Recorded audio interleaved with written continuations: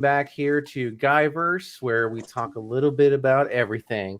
Today, we're going to be touching up and catching up on two episodes of What If from Marvel, and we're going to be touching up on episodes 4 and 5, and give our thoughts, what we liked, what we did not like, and kind of go from there. So, of course, I have David and Oscar here with me, Nope. and myself, Eddie Sanchez. So let's go jump right into it, boys. I know Oscar, you really liked episode 4, but I want to hear David's perspective today on what he thought of that episode. That was awesome. It was the best one. I'll say it's still probably the best one between all of them right now. Yeah. Mhm. Oh yeah. Again, like I told you guys, it was like a copy of the movie Time Machine or the book Time Machine, but definitely good. A little darker, and I think it ended well. They ended it very well. Yeah, I think Oscar was talking about how it was darker and how he really liked it of that aspect. Oh yeah, like again, like I love when like a comic book movie or show is taken serious and they show like there's consequences, so better live up to the hype. Oh yeah. I loved it, man. I love this episode. Definitely the strongest episode of them all so far. And my personal favorite. And I loved how they made Doctor Strange like in this particular reality, like he's in love with her, and it does not matter what he does, how he does it, which road he takes, like the end consequence is that she dies. And I was just like, God damn, that sucks. Like, somebody that you love and you know is gonna die, but you can't do anything about, must just do so much psychological shit to you. And they did a really good job because it broke him to like try to get so powerful that he can change that. So I love that part of that episode. I like that they did that, but they didn't make him. I mean, he seemed like a villain, but like his interactions, like he didn't seem like a bad guy still. Like you Right. see that he's like messed up in the head, where like the lines are kind of blurred. But also shows how super OP is that in the Spider-Man trailer. Yes. They probably should have never gave him that kind of power because he keeps messing stuff up. Just saying, he keeps messing stuff up. He should probably I don't know, get like his powers revoked for a little bit or something, suspended. He's super powerful, man. I mean, shit. When Infinity War, when he went up toe to toe with Thanos, like that was a cool scene itself. That he's very, very powerful. And then this episode really shows how strong he can be, or he can get. I would say if he dabbles with like some of the dark magic. True. It does show how strong he can get. And I will say in Infinity War, I mean, he let himself lose because he didn't want to get beat too bad. So he knew he had to lose. He said the only way for us to win is if I just let this go because I ain't trying to get beat like everyone else. He's like, you have one chance. You have one chance without me. I can destroy this whole universe. No problem. You guys have one chance without me because I ain't trying to get whooped like you. He's not trying to put in the work. So I'm just saying, right. a little lazy, But I understand because he's not like physical and stuff like that. So fair enough. Right. The Hulk didn't even want to deal with that. So yeah. Fair enough. What else did you like about it, Oscar? What else did you like about this episode? I love that. Like, so did anyone notice that like the last monster he absorbed was the same monster from the first episode with Agent Carter? Yeah. So I'm like, there's some continuity there, and like I feel like that whatever that thing is gonna pop up again in one of the future episodes. In the movie, monster. He's gonna pop up in the movie. Maybe he's like a chaos monster because I mean they've already showed chaos monsters in Shang-Chi. Yeah. I still haven't been able to see it. Oh, dude, you gotta go watch it. Is it good? It's pretty good. It's amazing. God damn it. Mm-hmm. Only thing they're missing was Wu-Tang. Yeah. The only thing they're missing was Wu-Tang. That would have been dope. You know I'm sorry, I keep interrupting you, Eddie. No, I was gonna say that tentacle monster just reminded me of Hellboy when it came out. Big old tentacles everywhere. Yeah. That's what Yeah. I thought when I didn't think of the first episode. I was like, oh, it's fucking Hellboy. Don't lie. You're probably thinking about some other films you watched when you were younger. Or to this day. Tentacle porn. Yeah, to this day. Or last night. I also like that and with Doctor Strange, that was the first one where he can talk to the Watcher. Yeah. Oh, That's true, Like yeah. and like their conversation and everything. And how he's like, just punish me.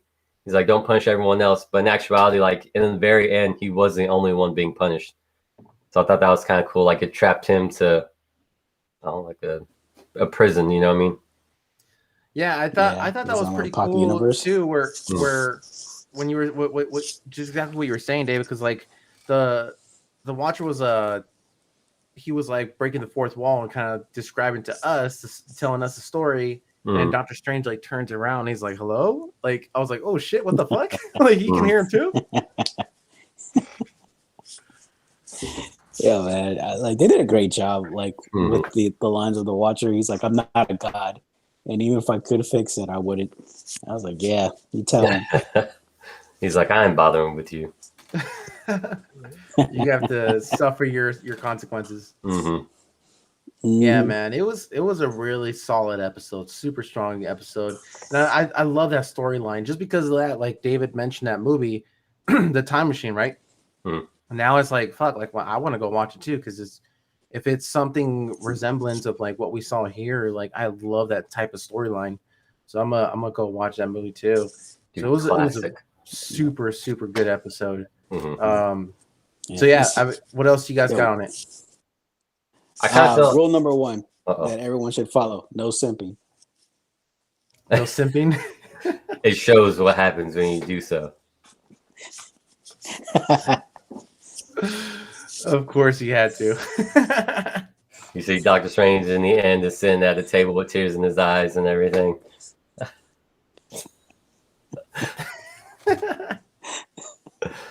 Oof. Yes, I mean that's a good point. That's a good point. Yeah, what were you gonna say, David? I'll say I think I feel like it was kind of a build up. The 3 episodes were like so, but I feel like Doctor Strange is a little more important right now, kind of sort of. So I think they're trying to their way to build and have that episode be the better of the last few episodes. Damn, that's what I think. I know. You offended Oscar. I know. He's like, what? More important? Bye. More important? Bye. He dips out. Yeah. But I thought it was good. I enjoyed watching it. I'll watch it again. I liked his interaction with the guy at the temple. I don't remember the guy's name. I cannot remember. But I like how they stay there and the guy lives his life till he's old and everything. And dies an old man. Yeah, and the perspective of too, because Doctor Strange is the type that he's like, I'll just fix it, I'll reverse it. Yep. And he's just like, no, I've lived my life, I'm good. Yeah, he's like, don't even worry about it. He's like, I know you're about to fuck some stuff up, so just let me go. I know you're about to fuck it all up. Don't even. It's cool. Don't just let me die. He's like, I'll be happy with that. Don't even worry about it. So we got Oscar came back, probably. That's a really cool scene too. I like. He's the Watcher right now. Yeah, we'll see if he jumps in. T'Challa is going to be our third person. Mm-hmm. Yeah, you're right. T'Challa. It's Howard the Duck. All right. Well, let's kind of, since we're having technical difficulties with him, let's just jump into episode 5. Yeah.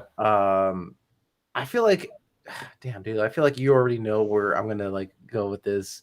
You're gonna hate. I'm gonna hate, man.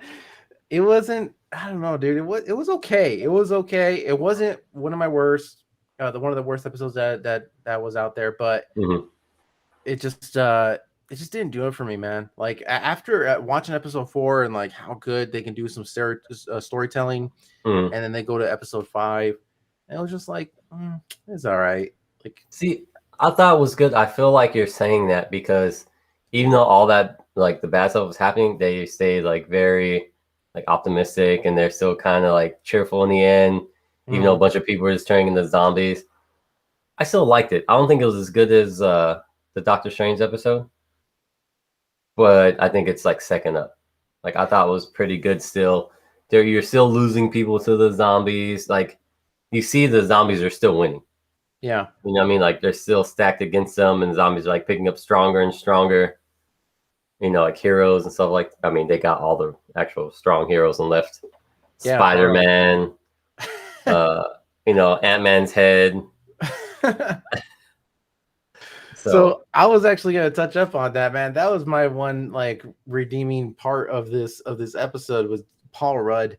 Paul Rudd's voice acting and being Ant-Man, fucking hilarious, man. I love Paul Rudd. Like you just can't go wrong if you put Paul Rudd in your movie. True. It's very funny. I was thinking, stop it actually right now. Hank Pym. Yeah. He's just screwing stuff up left and right. Before he was killing the Avengers, now he brings back a zombie apocalypse to all the Avengers. For real. Every episode they're just hating on him, huh? I think Marvel's just like, we don't like this character. Let's just make him a bad guy in every episode that we can. And Vision is no longer an ally. He was sitting there chopping up T'Challa for food.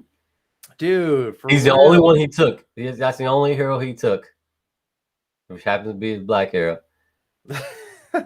It's because they're from the same place, so he had to hate on him. Started chopping him up to feed. I mean, he took just the leg, not the whole body. He grabbed other bodies. For real. Was that Chadwick's voice? It was, right? I believe so, yeah. Yeah, because he was learned it. He must have filmed a few episodes while he could. Mm. That's pretty cool. I didn't think we were gonna see him after episode 2. Right. And kind of hear his voice. So yeah, it was an okay episode. Like it had some pretty cool parts. The parts I wasn't too like. I guess I'm complaining about the zombies. Like you see zombies in typical movies, they're just like brain dead or or maybe some run, but they don't like have like too much like there's like thinking ability, like too much.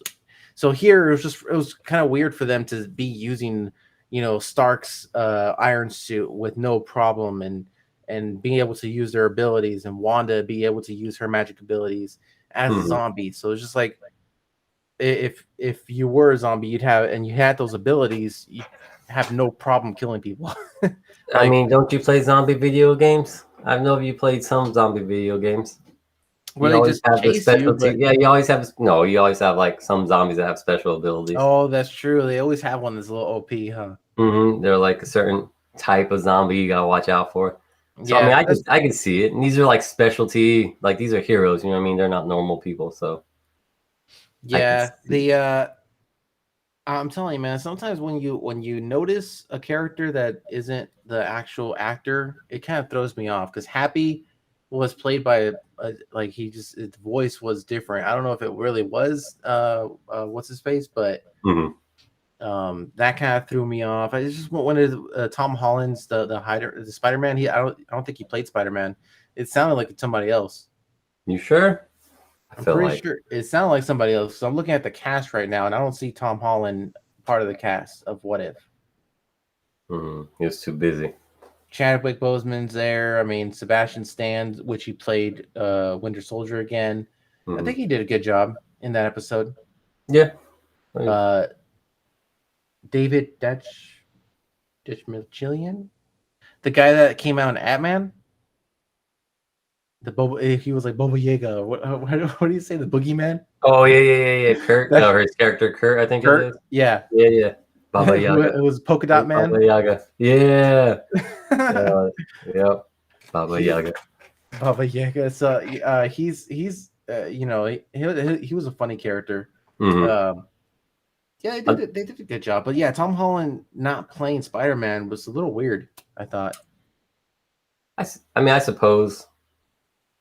I mean, obviously, I did notice like T'Challa, being the voice just because he was gone. I was like, okay, they did get his voice. It's awesome. But I feel like I was more focused on the story. After realizing it was him. Yeah.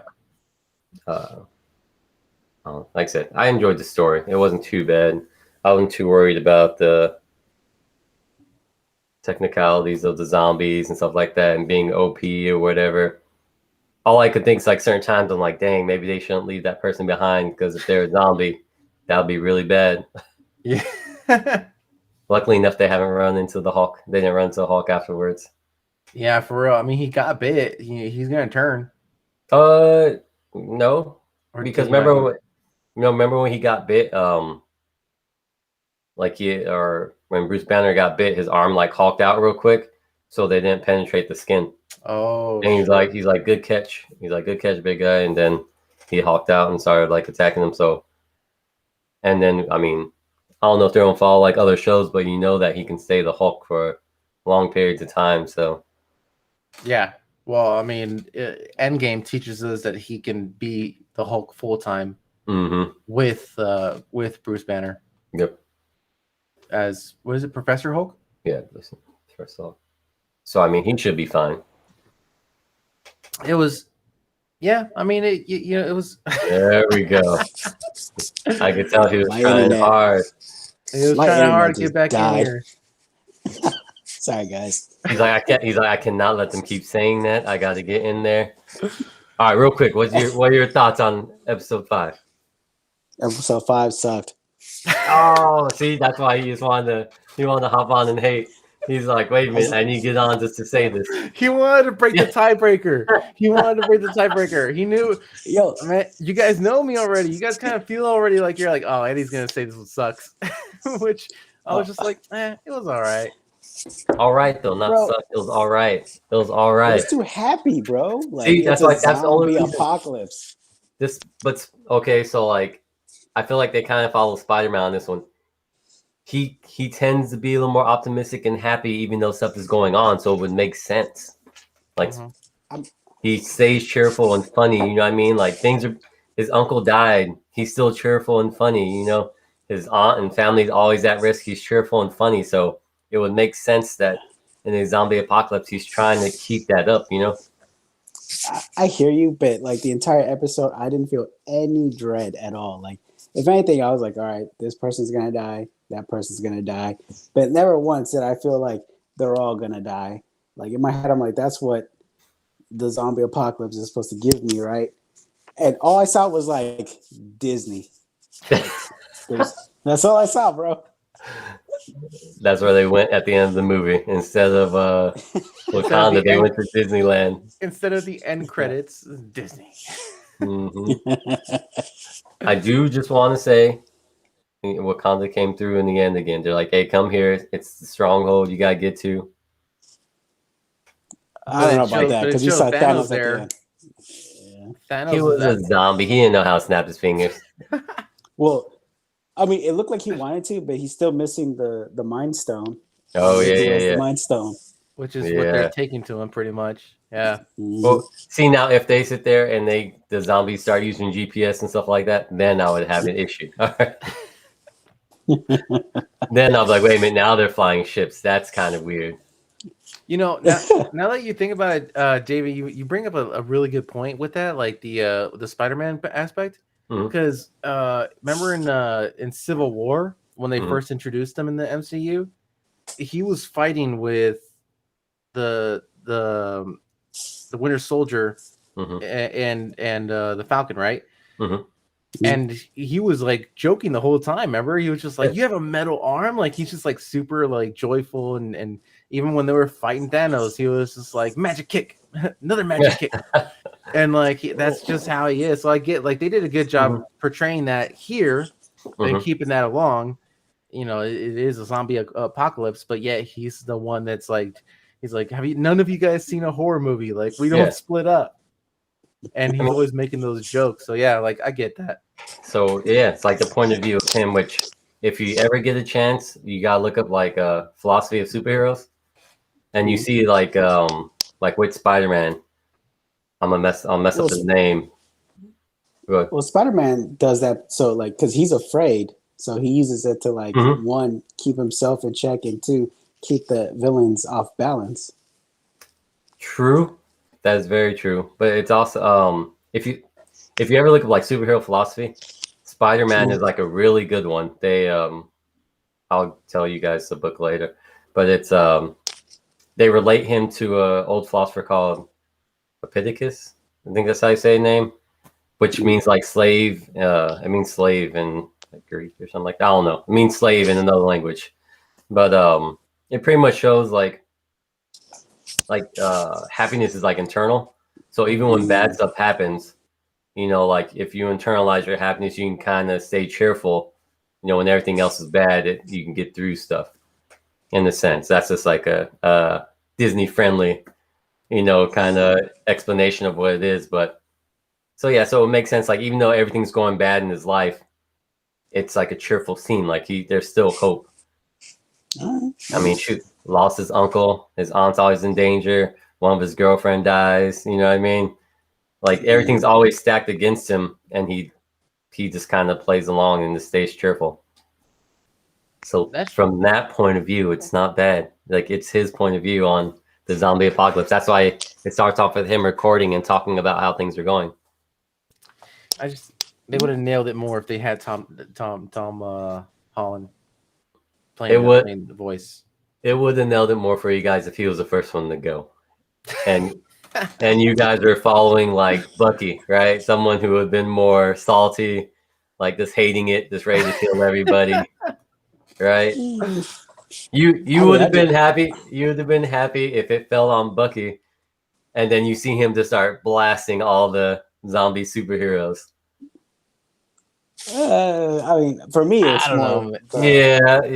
That's what you guys wanted. You want to see the superheroes get demolished. You want to see Deadpool kill Marvel. I think that's what's called, Deadpool kill Marvel, and start like chopping off the heroes' heads and stuff. Yeah, which would have been that would have been pretty awesome. They introduced Deadpool in here. Yeah, that would have been kind of cool. But yeah, it was a good episode. I mean, like it wasn't like trash as which one, guys, was it with the was it 3 or was it or 1 that we were just like we all didn't really 3. Like it was 3. I think it was 3, huh? Yeah, we all weren't feeling it. Hank Pym screwing stuff up, just randomly killing people. Yeah. Which is outrageous. You're just going to kill random people you don't know because someone else likes them. Yeah. But he's like, they're going to be great, so I'm just going to kill them. Like, he had no idea what they're going to do. So, Oscar, you weren't here to hear it, but like Frank Pym is like the new villain apparently of What If. Like he fucked up and created the zombie apocalypse, and then also in episode 3 he was just fucking wrecking shit. He's just like the villain of What If. They're just trying to kill him off, like every episode. Like we don't like him. One of the writers just does not like him. All right. Well, yeah. All right, guys. Well, episodes 4 and 5. Episode 4 is a must-watch. Jump in there. Episode 5, you'll get some kicks and some laughs, especially with Paul Rudd as Ant-Man. He just always makes you laugh.